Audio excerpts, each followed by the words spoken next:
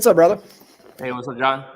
Man, I want to jump right in because to your style, right? We don't slow down; we get right after it. And so there's so much going on, and one of the things that I want to open up with, and I'm going to let you kind of tell the story, and especially kind of where you're at in the world, and really it's almost like the tidal wave, right? Where you're at usually is leading of the wave that usually carries over throughout the rest of the country, and kind of what could be, that a lot of people are going to see in the coming, in the coming year. But something that you shared with me right before, we came on, that you're so proud of, and I want you to talk more about that, and really what led to that, and then right into kind of our whole topic around, maximizing productivity in, it doesn't matter what market you're in, but talking about starting the year at 330 agents, growing it up to 380 and down to 235. Yet most of the markets that you're in are down close to 40 to 50%. Yet overall, you guys are only down 15%, losing that many agents.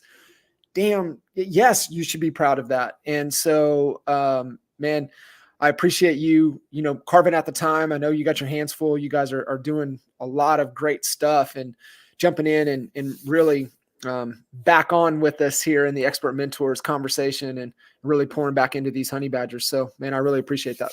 Yeah, thank you for the opportunity. I was looking at my numbers this week as we look at numbers almost every week, like diving into different data set. We use Monday.com at a really high level. Just love all dashboard stuff.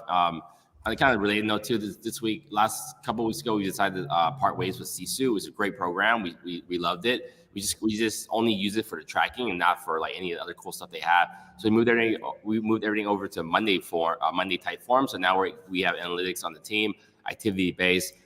In the last 12 months, we recruited 180 team members, but also in the last 12 months, we lost 280 team members. I looked at my last 3 months of sales. This month it's a little lower than I would like. We're down 17% it's November 1st today, but in October, we were down 17% in units versus last year. But in September and August, we were down like 13 or 15%. So I think the kind of average there is 17%. So although we lost, I looked at what that counts. So although we lost technically 55% of our sales team, our sales are only down that much. But also the interest rates are way up high, right? So if the interest rates were any better, I mean, more people probably would survive and hang around, and our sales would actually be up. So we started parting ways with our agents, or setting higher standards. I think around July-ish, because we're looking at our revenue and like see how we can do more with less time or do more with less people. Because I really believe there's like this whole thing with mind share and market share. In the business sense, if you're an agent, although you cannot get more market share right now because there's just literally less homes for sale, there might be 40% less inventory. I think in many markets now, in my market in the Bay Area, which we kind of lead a lot of the U.S. on when things trend faster or slower, inventory is down like 80% in a lot of markets, which is great. So there's really nothing to sell, which is sad. But what you can do in the meantime is build mind share. You do activities, you're out there, you're being seen, you're doing open houses, door knocking, twilight, social media, and getting DMs, getting in front of people. So that's how agents can get business. But as a team, we realize that all these people on the team are literally a waste of time. Because if they're sitting around doing nothing, they kind of bring the energy down. They set the standards slow. So we just started putting in place. We were really nice about it too. We emailed out our team members. We did multiple emails and multiple texts. We use Podium, by the way. Podium is a texting tool. So we text our team members meetings and updates and events and one-on-ones and their annual activities and stuff like that. But we emailed everyone, hey, we saw that you haven't really done anything in the last half year to year. Is this something you still want to do? And then we emailed out to, I think, about 100 people. And within the first 2 weeks, 10 people just decided, you know what, I'm just going to quit real estate. So some people just needed to push. So they kind of helped them out. And then other people, we put them in, we kind of had them like restarting the boot camp. Well, if you want to be a part of this company, we give them the option of either like, hey, we think you should just leave the team or go solo, or we didn't tell people in real estate, like, hey, we think you should go solo EXP. If you want to stay in the team, we have standards. So maybe like 30 of them decide they want to stay on the team, and we kind of put them in a weekly workshop every Friday and just had them do really basic activities. I don't have the spreadsheet exactly, but I can give you kind of the rough outline. Yeah. We had them. Actually, this is not it. So is this is this what you guys said? Hey, we're up in the standard, we're up in everything here, and this is what this is kind of what we're anticipating or what we're going to hold you guys to. Yeah. Okay. Yeah, if you guys want to do sales, this is things that we recommend you do to kind of like step it up or show up. And we kept people on there like showing for coaching and stuff. Because before we kind of built this along the way. We were doing this thing called Intensity Workshop, led by my director of sales, Elias, where we had these metrics agents had to hit. Right now, we kind of updated the actual metrics that we're using right now in the bootcamp that actually starts this Friday, 2 days from now. We have 40 agents signed up. We roughly had 30 and 40 agents. This is my third time doing it. We want our agents to do 5 reels a week, DM 5 people a day, post on IG stories 5 times a day, knock 50 doors a week, send out 50 one-to-one videos to your leads or friends, 25 conversations a week, 5 appointments a week. We want you to have 10 recorded calls in your CRM. We're not going to listen to your call. We just want to see that you have calls created. Preview or broker tour 15 homes a week. Then a new thing we saw a strategy. I think it was from Jimmy Mackin from Tom Ferry, was to send out Tony's estimates a week. Go grab a Zillow home link and just email your past clients, your friend. Hey, what do you think of this? That's it. You just create a conversation. And 10 handwritten cards a week, and we bought hundreds of cards for our agents. So that's kind of the hardcore version of it. And then when we ran this program, we actually had 15 escrows with about 30-something agents within 1 month. And then we did a much lighter version of this for the agents we were trying to keep on. But because we were like increasing the standards and people saw that you had to step up, a lot of people just like on their own terms decided to leave the team. So we've been able to get a lot of people out our system, because although our overhead is pretty low in each agent, I think the market share and mind share talk, they just like take up mental space. If we're focused on them trying to, get these people who aren't doing anything up to speed, and we're just pulling, they're doing nothing, is taking away time that we can spend on the people who do want help. It's kind of like if you're, I don't know, if you're not over your ex, if you're dating someone new and you're still obsessed with your ex, and you're probably not going to be a healthy relationship, right? So I see that we're in a partnership relationship with all our agents, and we want to be focused on them and not with people who are not going to make it.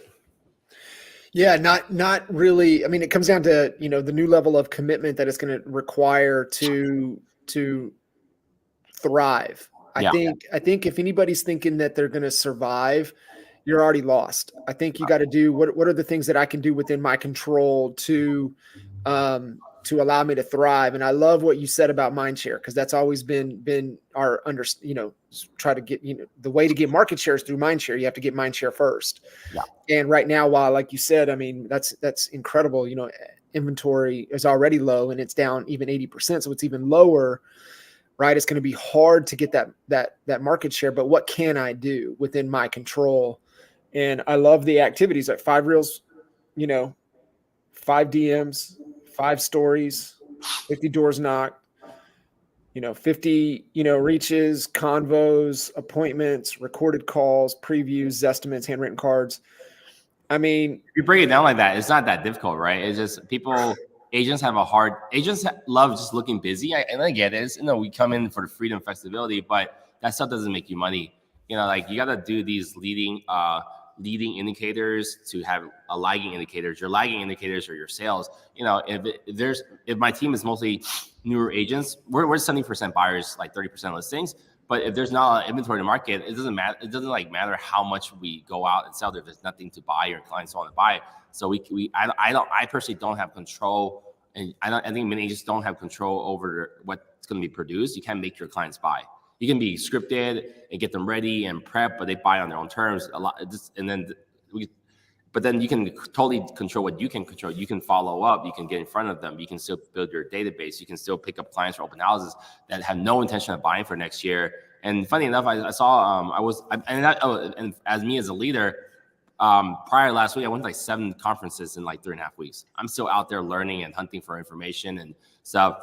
I heard from our conference, the average, I think it was a Chet Black actually. He said The average database now from lead acquisition to conversion is like around like 370 days. So think about like people are in the funnel much earlier and they're buying much later. So you can still totally build a pipeline right now. And I was at RiseCon with multiple multi-$100 million figure agents on the stage, 4 different brokerages. And the moderator for the event was saying, and I'm starting to see this, I saw it 3 times spoken about this week. So I don't know if they're all listening to the same person or that information is out there. But they said, they're saying you can actually do you can totally replace or build a year to 2 years of income within 6 to 9 months when the market comes back. But yet when the market comes back super frothy, there's a lot of pent up seller demand right now. We're seeing it. People are in the kind of tail end. With the sellers, I have like 4 listings right now, but the sellers who sell have to sell. I'm sure you guys heard that already, right? The divorces, the diapers, but there's more and more of them. They just like, they're being bottled up. They have to sell. Early on, they can kind of hold out, but now we're seeing more and more. So if you can get in front of more people and just wait for that to happen, and do a good job nurturing, all that demand is going to come at one time. But I don't think a lot of people are actually ready for it. They're still not in the mental mind state. They might be taking a break right now. So you got to like just stay on top of it. And that's how we feel about the market. And then we're, as a team leader, we're positioning ourselves. We're actually talking about this stuff all the time. And then I think that's why agents are starting to move over to our team, because not other teams are actually not that many other companies are that optimistic about the market. They're worried about, I understand it's a hard time. People are hard times paying their bill, talking about it. And you gotta, as a leader, you gotta be optimistic, and you need to be the lighthouse for people to, look into the next market. Yeah. So for you, as leading and then leading your leaders and leading throughout the organization, in your one-on-ones to one-to-manys, like what is that message as a leader that we need to be constantly repeating ourselves, and that mantra that you're really latching onto right now? So I built most of my business through Instagram. I have for social media for the last decade. Most of our recruiting efforts, this is not recruiting talk, but most of our recruiting effort comes from social media. But like what I do, so I probably spend 2 hours reading every day. I have like 30 newsletters. I literally read everything. It's I get stuck on weekends because I need to know everything. But there's a lot of optimistic articles right now. So that's talking about the market. So what, as a leader, I do, I take the good articles. I'll highlight, like yesterday, Redfin just said Oakland is 14 days on market. We're actually number 8 in the nation for fastest moving market. Sounds like it's like number 3, which is crazy because within the last I think maybe 14 months, Oakland was the fastest market, top 10. Then we were the slowest top 10, slowest markets in the top 10 slowest. And then now we're fastest again. So that's good news. So then I was able to put that up, tag, and then I usually when I have more time, I tag all my people, but at least 5-6 of my team members have screenshot and reshare the information with their clients, which is, optimistic. So you got to keep, as a leader, I'm trying to keep my agents' heads in the game, be optimistic with the market, but then it's up to the agent's job to also be optimistic so their clients will work with them. Because who wants to work with a person with bad news that's constantly saying rates suck, the market's slow? When people use the word worst market, which is a pretty common headline, worst means just a slower transaction count. But there's still transactions out there. There's still like over 4 million transactions. It's just, are you going to grab the transactions? And you also are going to work in newer markets. If you're only working, and I think that's why a lot of the agents have such a hard time in this market right now, because they're usually hyper niche or hyper local to their cities. I'm glad I opened. I mean, looking back, I'll say I'm more happy, but it's been a really tough year for us too. But last year I opened up 5 retail offices in the worst market ever in May. But looking back now, we've been able to, because my bread and butter is Oakland. My Oakland sales are down over half, because that's so had we not continued to expand, we would not have brought in a lot more agents. I don't think that almost 300 agents would have joined my team in the last 12 months. So right. You gotta like expand what you know, expand your network, expand who you talk to. So you gotta just kind of adapt, and that's what we're doing on a daily basis. As soon as we get new information from somewhere, whatever, we're constantly telling teammates, this is what everyone needs to know. So because we're constantly ahead of the curve, we're bringing the messaging, we're doing stuff like this. Like later on today, I'm going to, later in the next half hour, I'm going to the event with 13 top producers talking. It's hosted by KW. And then tomorrow I'm going to the EXP local rally, regional rally. And then Friday I'm going to the mastermind in the city. I got hooked up, but the ticket's like two G's and there's like 15 speakers. But I'm trying to hear if there's any new nuggets of information that I should bring back to my team. And then NAR thing, we're gonna dive into that today. But we've been talking about this NAR buyer broker agreement thing for like literally last year. I've been constantly posting posts and stuff into my Slack channel to my team, like, hey, this is something you need to look out for. So we're ahead of that curve already. So like, you got, as a leader, you just got to be out there and kind of like, it's really hard to move such a big ship. But you got, you know, if you're able to, like EXP, I think EXP is one of the biggest companies in the world, but I love the fact that they're so nimble. They're constantly trying new things. Things don't work, they just burn it, move on, and try something else constantly. So as a leader, you really gotta, you know, luckily for at this size too, we have more. We can test out more things on different people on the team. You know, it's not like, hey, we sign up for this or do this. Everyone has to do it. Okay, let's try this with these people and like, hey, what do you think? Can you talk to your clients with this script or share this information and see how that works for you? So let's create like test lab. So really creating an ecosystem that is being fed a lot of information, but then is also sharing a lot of feedback within. And so is that where you know, being able to get that message out? I mean, are you doing that? I mean, what's that cadence? What's that communication rhythm? Because I think right now more so, and it's typical for a lot of people to go into this mode of, okay, I know what I got to do. I got to go to work. However, the opposite is true. We have to communicate more when we're in turbulent times, in times of uncertainty. There has to be more communication, more touch points, more we're really staying connected at a higher level, because the more we get isolated out and we don't communicate, that's where we get into our own thoughts and that we become really we shut down. So how are you maintaining that communication, the feedback loops, the collaboration within the organization? Well, I'd sign up for like Real Estate News, RS Media, Inman, Housing Wire, all the big articles stuff. And then, well, one thing is to share. If you guys follow me on Instagram, Kenny_Fast, I actually have 3 channels, and one is all real estate update market news. So and then if you look in there, it's almost all optimistic articles or like very data centric articles. So when I get good articles, I post on my Instagram, I post on my IG stories, and then I'll go on Slack channel, which has hundreds of people on there, post on there, and then my partner Elias, he has coaching calls 3 times a week. So then if there's a new script or headline, he'll share it on there 3 times a week, different messaging, and then he'll also share it on social. And then we have our team meeting every Tuesday. If there's like big news, like yesterday, it's literally funny because the court case ended at 10. Our meeting is 9:30. So in the middle of it, I was like pulling on these articles, like trying to scare my agents to like really step it up. So there's like lots of different avenues we do it at.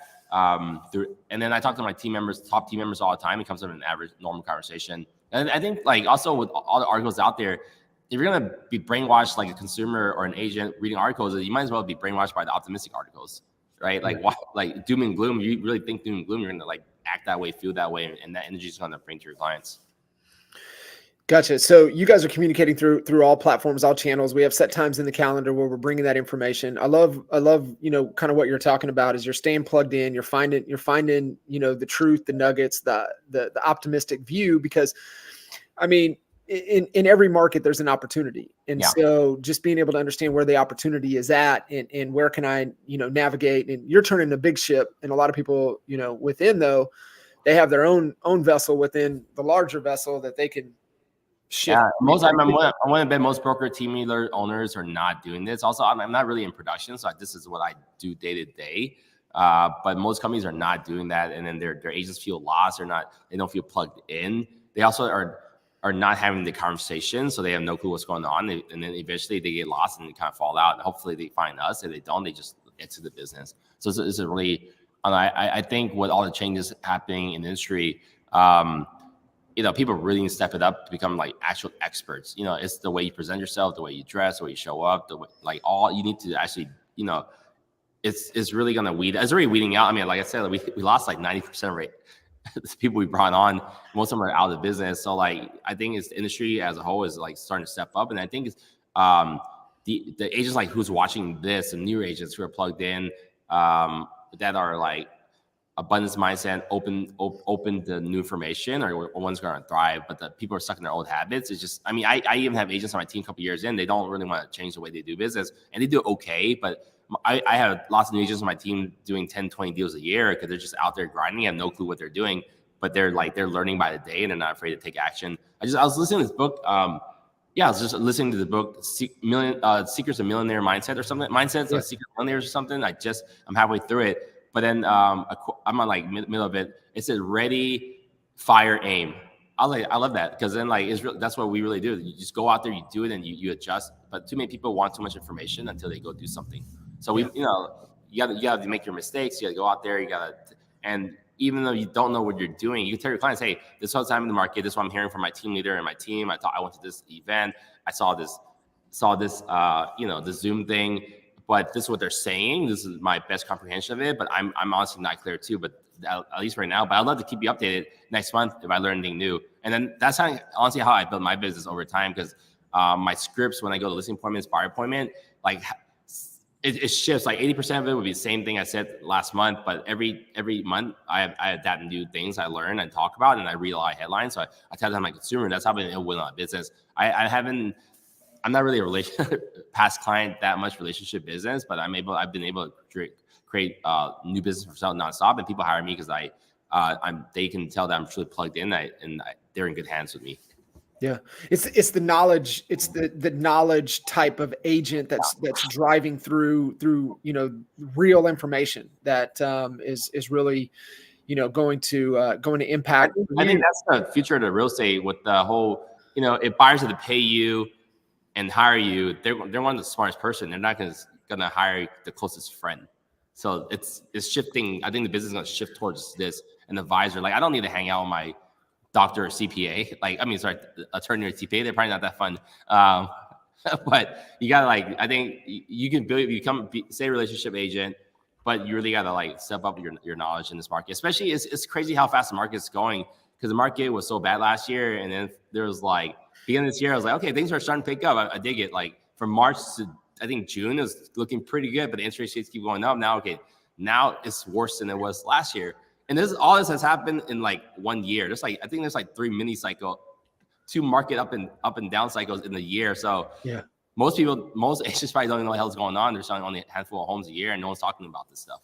Right. Getting plugged into that. I love that, for everybody, as a leader, even if you're within the organization, you have to stay in tune, right? Because from a leadership perspective, you can lead up, you can lead sideways, you can lead down. It doesn't matter where you're at. If you're in the organization, you have that responsibility to lead and lead through accurate information, lead through, what I love that the smartest agent will win and really be able to thrive through this. So is that what you're pushing on everybody that, hey, because a lot of the things within their control to the new standard is a lot of content driven. And is that kind of what you're influencing or pushing or suggesting, hey, create the content, but create the content around knowledge base around that? Or you got to, kind of what are you encouraging them to, what type of content to get out there? Yeah, I mean, educational videos are great. We actually celebrated this morning. We our team actually, so we just let go of one last week. We have now 3 full-time video editors, 2 in the Philippines. We actually created our 2,000th reel. We created 2,000 reels this year. And that takes an hour and a half to create a reel because we do all this fancy stuff. We do totally push educational content, but we have our agents really document their journey. So our new agents are thriving because they're out there being busy, being seen, talking about the market. And then our goal is to look busy. So your clients see that you're actually out there doing something. You're not just at home, working from home, crying about the market. And then, it's not like every video you're talking about interest rates in the market. You can talk about, hey, I saw this house today. It's been sitting for 30 days. This is the price. I just showed my client, they really like it. We're thinking of writing an offer. I don't know, just stuff like that to show they're active. So that's how I built my business. And a lot of agents follow me because I go to so many conferences and they get to go there for free. And then the agents get to bring in the consumers along for the ride. This week I shot 2 listing videos. I was able to show that. So by showing the 2 listing videos, it shows that, and I barely talked about the property. I had my partners talk about it. It shows that, hey, I'm still an agent out here. I'm still hustling. I drove an hour to San Francisco to shoot a 10-minute video, but then last week I did something else. But, and the agents in my marketplace see me okay, this guy's still out there. like you just gotta like put yourself in consumer shoes. What are they looking for? So it might not be all complete educational videos. It could just be you like being out there, being busy. Yeah. And if you're previewing 15 homes on Broker Store, they don't know you don't have a client. They just see you're previewing 15 homes. You look busy. Okay, I'm gonna talk to Kenny. He's in I'm in Hayward. I haven't been in this office in months. He's in Hayward. Like, okay, I'm looking at a house in Castro Valley. It's next door. Maybe Kenny knows something about the market because he's out there touring homes. Little they know, I have no clients. So like it's all perception, right? And this is where the kind of mind share parts, and that's how I think our agents are able to thrive and become successful because we're teaching them how to brand themselves. Yeah, no, I love that. And I'm seeing, throughout the country, the agents that have really embraced that component right there and really going all in and staying consistent with social to where it does look like they're busy. They really are becoming really busy because of that activity. You're gonna become busy. Yeah. I mean, it's just, it really is. It's amazing. So Kenny, getting them bought in, that's the strategy, mind share, you're constantly repeating that, you're putting that out there, giving them examples, doing the things like that. But as we go through this, and it's the biggest struggles that I see with salespeople and agents is like, we're tracking everything. How do you get them bought in to track these things, right? With the measurements, and have you made it as easy as possible with Monday to plug in and get everything plugged in? We just started using Monday, but to get some people adopted, they need to see the value of it. So every week, every month, every 2 months, we take our agents out for lunch, a nice lunch somewhere, and there's 4 each month. So every time we go out on lunch, there's 8 people. The stats that we track on is like appointments met, conversations had, hours working in your business, and hours working on your business. So whoever was number one that has tracked those that month, we'll take them out for lunch. And then we're also taking our top producers out for a really, really nice dinner. Usually we're spending a couple grand. Typically like 18 of us, where the top 3 units and the top 3 volume people for each month, and there's overlap or repeat, then we just take the next set. So we're constantly recognizing our top producers and top action takers out. So then it kind of sets the tone for everyone else. And then every week on our team meeting, we go over all the new sales, and we break them into price tiles. I don't know, like 500 to 750, a million, over a million. And we take 1 or 2 people from each group to talk about how they got the deal. A lot of times it's like, I was monitoring my Real Scout and looking at who was looking at homes. So then I call that person up, or they talk about how tracking has changed their life. Now they have a more structured business. So you need to like reinforce and market the process so the other agents see the results, and then they kind of want to mimic those. But it also helps for us too. Why we may be able to recruit at a high level is because our agents are out there creating reels, door knocking, open houses, and stuff like that, and they're documenting it on social media. Mm-hmm. Other agents in the market see they're doing that, and that seeing their success. They might not even see that they have sales or not, regardless. But eventually they will, because that's the whole point. Then we're attracting other agents who are like, okay, I can totally see that these agents do this to get business. I want to join that team because they have a very clear way of getting business. Versus any other brokerage, let's just say any other brokerage team leader team. Yeah, they have sales. Like no one has a clue how they're getting the business. So it's probably not a team I want to join, because I'm just going to assume maybe it's their friends giving them business, or family, or maybe the team leader's feeding them or whatnot. But you see, if our agents are showing how they're doing business and how they're getting business, other agents are going to mimic that. And we recruit agents who want to be like that. So we're kind of creating that culture and core, not core values, but like they kind of see this is how Team Fast builds their business, and this is how they build their agents, and this is how the agents build the business. So I want to join that team because it's very clear what they do, and it's something I want. So by doing that too, you kind of like also modeling the behavior. Yeah, modeling behavior. Hopefully weeds out people from even talking to us. Yeah. If there's like, okay, I don't want to do that. I'm not comfortable doing social. Well, they're not going to come to social. Maybe they're just a lurker, right? Then they just won't join our team. So we do a quality audit of our agents too. I got from Sisu event. We have a productivity score for each agent, like 0 to 10. We have a cultural score. We had I forgot what there's also a cultural score. Like I remember writing last January when in the audit of like people who score 5 and under on productivity and cultural score out of a 10. So it literally happened to be 100, but within 6 months, 32 people who rank low on cultural score. Like these people are not who we want to hire. In EXP, like we'll just bring them in. If they're not good, they can just go solo. So that's why we're hired much quicker. But 32 people end up leaving the team in 6 months. From the people who ranked high, like 5 or higher cultural score and productivity, 8 people left. So there's like four times 400% more likely that people left. So now we still have that, but now when I did my scoring this year, every quarter I had an avatar score because we have a lot of people leaving the team. A lot of people leaving the team today that were with me for 3 years. Like this isn't really a person I would hire. We hired because we were like booming. We hired 100 agents the first year. They liked to hear that the community was fun. We had one office, but now like is this person that I would want to hire today? Is a lot of times I would say no. They're not gritty. They're not showing up on camera. They're not doing all the things that we can value. That we value today. So now I have an avatar score. So now we're I don't know. Chet Black says that like culture and subculture, right? As you kind of recruit new agents that are doing new values, that replaces the subculture, becomes the main culture. And now your values increase. So years ago we might have been known as kind of the party team or the young team, fun on social media team, but then later on we're like the Zillow team. Next we're like the very evolving. So high volume team, very structured team, and now last year I say we're the very, very much hardworking foundational skill sets. All the metrics I show you, a tracking team, productivity team, going into social media, but we're like really high quality editors and stuff like that. So like we kind of continue, and now we're Zillow seller team, which is we're working on that. So now we kind of enhance our image. So like we're still bringing in like 10 to 15 agents a month right now, but 4 months in a row, we've been able to bring at least one $6 to $10 million producer, and I have 2 more lined up for next 2 months, which is a lot, but not a lot to consider. But to add $6 to $10 million to your sales volume every month is pretty big deal. Yeah, it is a big deal, and so I love what you just shared, because it's leading with values, and you're giving it just as much weight as production, and I think that's so important for people.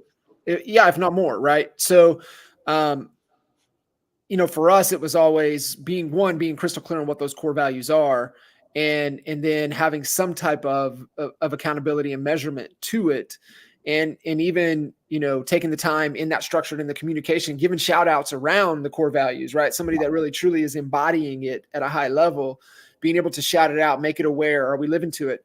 And it's so important to also what you said. It attracts, but it also repels the wrong type of person.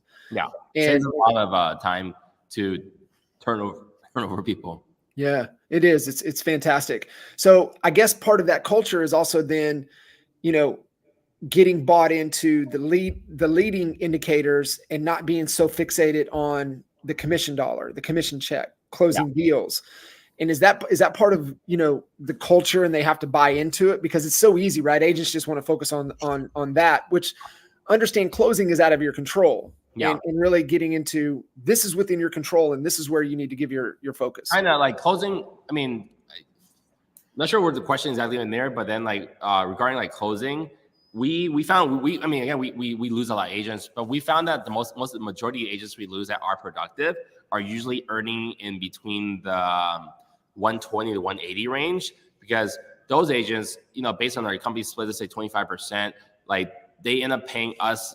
I don't know, somehow they always crunch the numbers where, okay, well, I'm paying Kenny 30 something grand a year. If I go solo EXP, 16 grand a year. And then I still love them still because they're still in that EXP network. We found that agents who are okay at that level, doing 6-7 deals a year with no aspirations, work-life balance. Like, so we don't set sales quota. We don't tell people what they need to do here. But we find those people that are okay with where they're at, which is this is a decent income in our area. They're the ones that usually are leaving the team. So we do have the resources for people. We have many people making multiple 6 figures here, but if they're plugged into our system, but they don't want to utilize everything, they don't want that level of accountability, they don't hold the same values as us, they just want to have a decent business, then those are people that usually I see leave the team. So we can only encourage agents to do, we have the playbook for them. They need to set the goals. And then now we've also kind of changed our onboarding process a little bit, where we talk about that up front. I learned that from a lot of teams this year. So during the recruiting call, We ask them how many hours are you willing to commit. If it's part-time, it's fine, but it's going to be more difficult. Just let us know. And then what's your sales, what are your sales goals for the year, so we can hold you to that. My goal is to have a Monday board where everyone can see their sales tracker through the year and then see if their actions reflect what they say they'll do.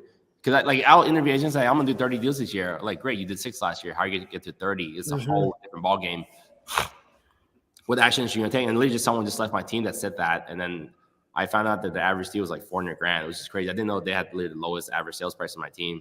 But they did like 8 deals, and then they're regardless. But now we kind of, and then now we set their expectations in the front. Like, okay, if you want to hit this number, this is what you should do. You should expect it of yourself, and this is how we can help you hit those. I realistically, you need to do this. This may open houses, and it's kind of top funnel to bottom funnel. Maybe you need some lead sources, and then now we actually have them also send a video of why they want to join the team, because we were onboarding pretty quickly before, but now because you have that conversation up front, now you're saying the tone of the company. Well, you said this, we're gonna help you with that. And then this is why you want to join. So now looking back half a year from now, well, you said you wanted to do this, and in the video you said you joined because of this. Like, what happened? And we don't, honestly, at the pace we're leaving, I used to try to get an exit interview with my agents, reach out to them. Now I don't. I mean, it sounds terrible. I do care when they leave, but I don't even reach out, because I don't have 300 meetings a year of people leaving. So because it's gonna take away my time to focus on people who want to do things. Yeah, it's the whole thing, right? It's the people swimming away from the boat versus those that are trying to get in the boat. And just it's weird watching, right? Sometimes we try to throw the life preserver over the people that are trying to get in the boat and save people that don't want saving. And I think the quicker that you can kind of shift like you have to, hey, I only have a finite amount of time and energy and personal resources to give. I'm better suited to give to the people that want it versus those that really don't. The intensity workshops, or when we were keeping people on, I forgot which workshop, why do you want to be here? The feedback from the team on those workshops are really high levels. I have a big why, my family, we're going through this. A lot of it was family, or I've always said, or they had a hard time growing up in life. They have different challenges, and this is why they want to succeed. And those are usually really deep conversations. And then the retention ones where are you sure you want to do real estate? Well, you do with boot camp. Conversations are so different. More than 75% of those people, and then we had a 75% fail rate. 75% say, well, I love Team Pass. It's really diverse. I feel at home here and all that. But not a lot of times I'm thinking back in my head, there's nothing nothing in there shows is really a big why. It sounds like you're just here. You're really just here to be here because maybe there's nowhere else to go, or you haven't interviewed anywhere else. So conversations are way different. You can really, so I would just say really hone in on what your why is and what your goals are for the year, what you're actually willing to do, how many hours you're willing to take away from your family to, make your family better off a year from now. But having that's what we do too really well. I think we're willing to have those conversations. I don't care what people leave. We're willing to have those conversations where it's like a partnership. You're actually your spouse or your fiance, your girlfriend, boyfriend, whatever. You need to have those hard conversations to make the relationship stronger. Too many companies just kind of have people around for desk fees, and that's fine. Or even you're just in a relationship, just be in one. That's kind of how I feel it is with companies. But it's really rare that we're actually diving deep, and sometimes we're offending people. We're really making them feel bad or they're upset, but they can see that this is how we run a company, and this is not for you. This is not a place for you. And because of that, we're getting stronger quality people. Because the thing, we lost, almost 300 agents, but our sales are actually should be up if the interest rates are even a little bit better. It's crazy to lose more than half your team and still be in a better position than we were before. So those people are just not a good match. And by that also, the people here, the people who are here still, their standards are raised. We're not here to F around. We're here to sell real estate, but we're here to back you and also treat you like a good human. And we're here to have fun. And we are going to do our part as a team, as leaders, to do what it takes to help you build your business. And we're constantly out there learning more information to improve your business. But you need to, fulfill your end of the bargain of whatever it is you said you wanted to do, so we can help you hit your goals. No, I love that. And, being able to help them, think through layers deeper. Right. And what you've done is you've helped these agents create better decision-making filters. And meaning that, is this activity moving me closer to my actual, what I'm really trying to accomplish. And it could be a new home for my family. It could be, I want to be able to have enough, maybe take care of, this, whatever it is. And that becomes the real goal. That becomes the real driver. That becomes the real motivation. And who they have to become in order for that to be true is you're just really pushing them to be the best versions of themselves. And that's the culture that you're. We had core values and fun stuff, and like 6, 8 of them. We built that. And we decided to just scrap it. So we're like, we don't have core values. We don't have like 1, 2, 3, 4, 5. Our whole company, our slogan is "Be you but fast." We're just saying, be authentic, be who you want, be the best version of yourself, be whatever it is that you want to become, but fast. Fast is, you're not Kenny. You're not talking fast just to be, but here's the tools we have to improve, to get you to where you need to be much faster. These are processes. This is how you leverage people. I'll do like 15 deals this year. Last year I did 6. The year before I did 60. I'm not even 1% of my company's sales. Right. But I work with my top agents for retention. I had those really honest conversations with my team members. Like, we talk about retention and why they're staying. Like, it's because they want to be around people who are leveling up, but also like when they crunch the numbers, like it makes sense if I bring on like a deal or 2 each person, and I'm very clear on that, and that they stay because I'm the full transparency. And then they're also smart now. They're also bringing on the junior agents that are hustling through the environment, and now they're leveraging them. So like we're kind of modeling after. So funny enough, we actually don't have any mini teams on our team. We do have partnerships that happen a lot. Like some people are kind of exclusive, kind of, but no one on the team brands as a team, and it's not something we don't allow. In fact, out of our top 20 and top 10 team members, more than half of them do not use our company logo. They don't use Team Fast. They don't use Fast Real Estate.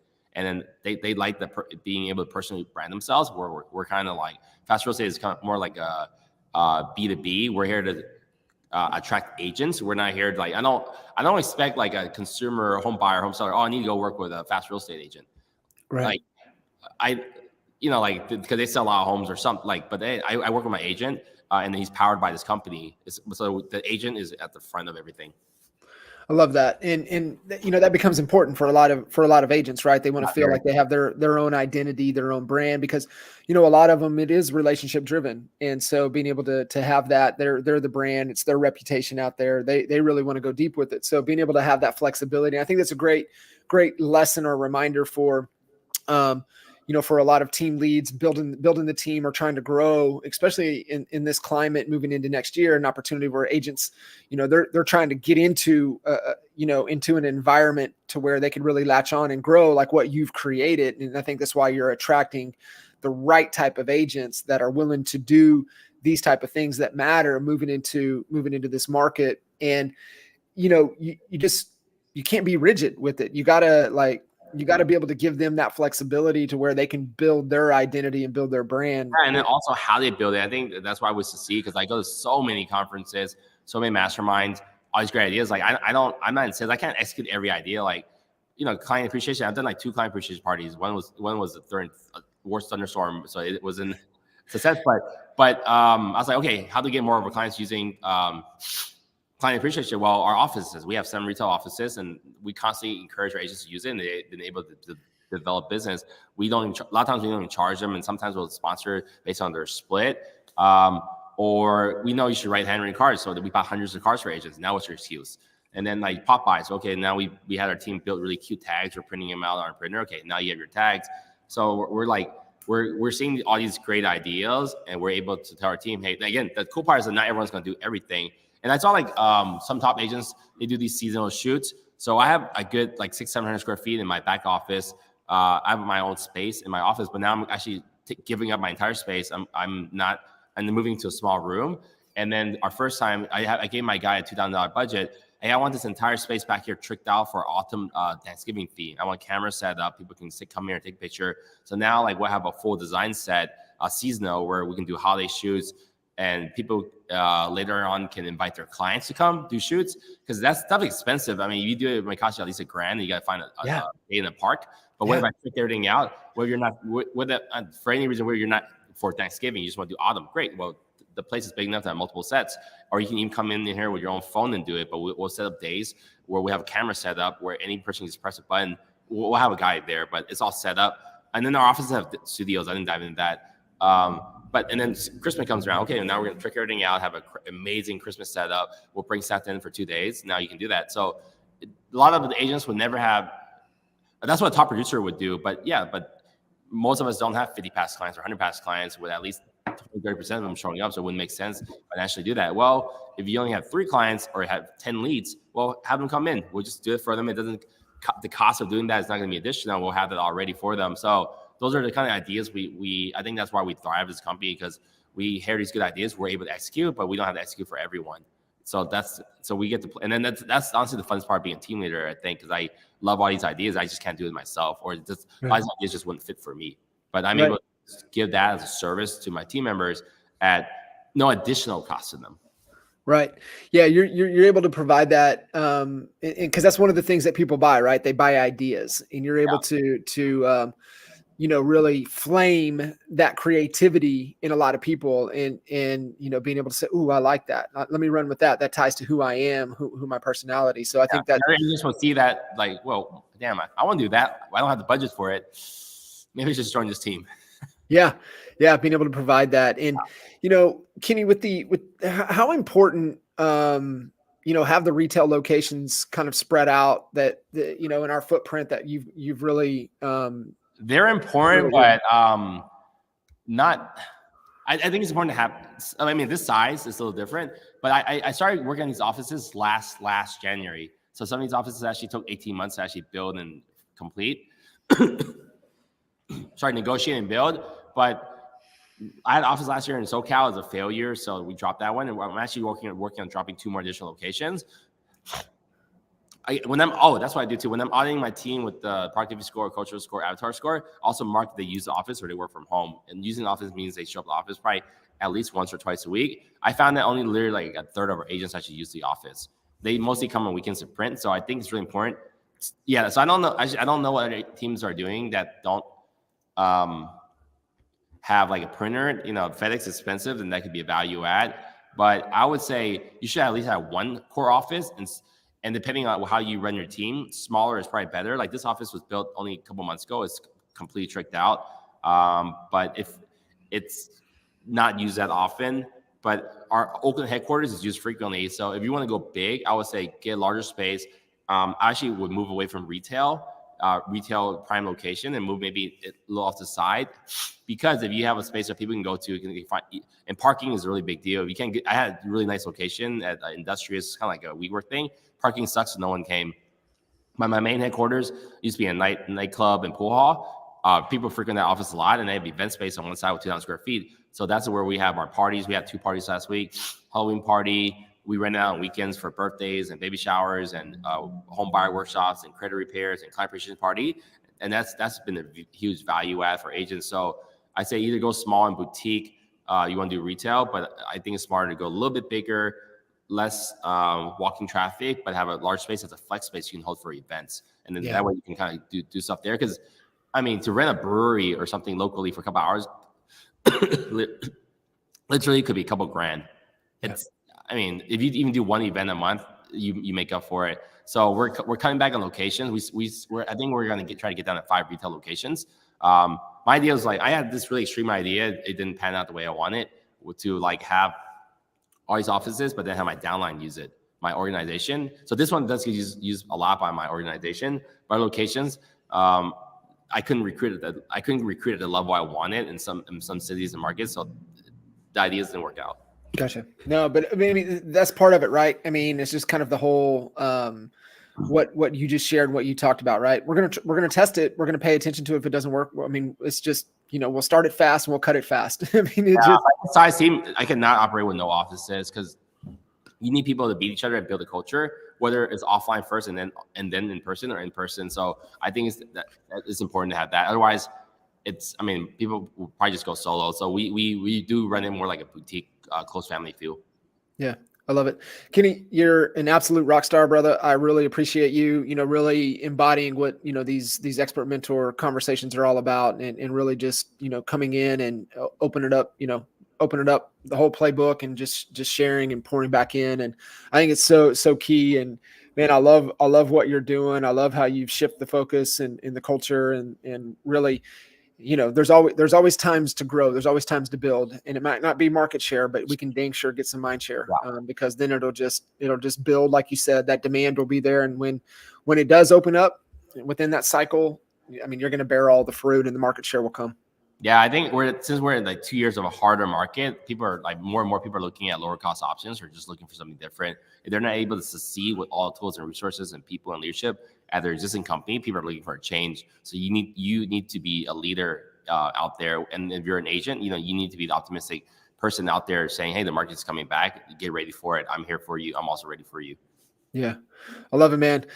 Brother, I appreciate you. And, all you guys, make sure tuning in, stay plugged in with Kenny, get, following him all over social, give him lots of love. And, man, I know we'll run it back and do it again. Awesome. Thanks, John. Awesome, brother. We'll see you.